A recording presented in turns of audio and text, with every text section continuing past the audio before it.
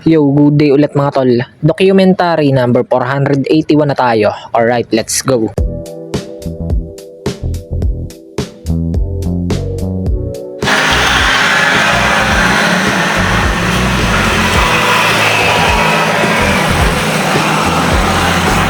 Yo, ayan. Signal number 2 pa lang ngayon dito sa amin. Pero titignan namin kung makakapag-open kami ngayon.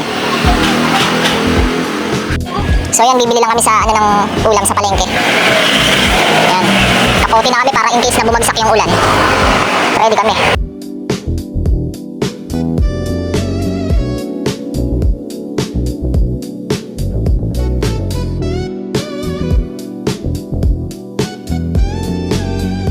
Yan mga tol, all goods. Nandito na kami sa store.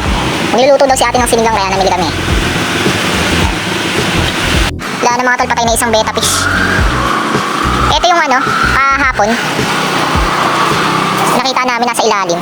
Yung binawasan namin ng tubig. Wala hindi na niya kinaya. Binigay lang sa akin ni Tropang Christian to eh. Nung una pa lang, parang medyo mahina na talaga siya. Maangas ang preparation ni ate dito mga tol.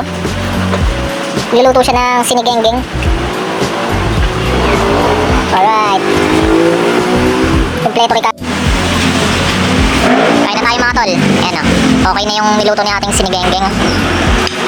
Alright. Hey, pagkaangas. So yun mga tol, pala kami ngayon, close pala kami ngayon. Kaya nagagawa si ate dito ng mga ganchillo na chunky.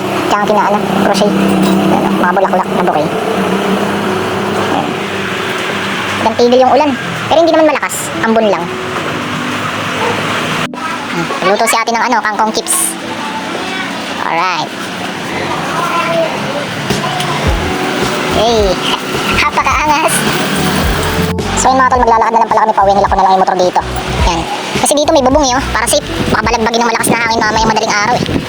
Yo, yan. Kakapote kami. Time check 11:45 PM. Alright. Para kami mga astronomers Astronomers. Hindi naman ganun kalakasan yung ambon lang pero yung hangin pabugso-bugso Pero may nabasa ako sa Facebook, sinalag na daw ng Sierra Madre yung bagyo. Lumihis na. Walang katao-tao. So ayan, nandito na kami sa bahay mga tol. Keep safe sa ating lahat. Maraming salamat palagi at sa itaas. And yung YouTube channel ko, kapag gusto nyo bisitahin, click nyo lang yung link sa baba ng caption. Peace out.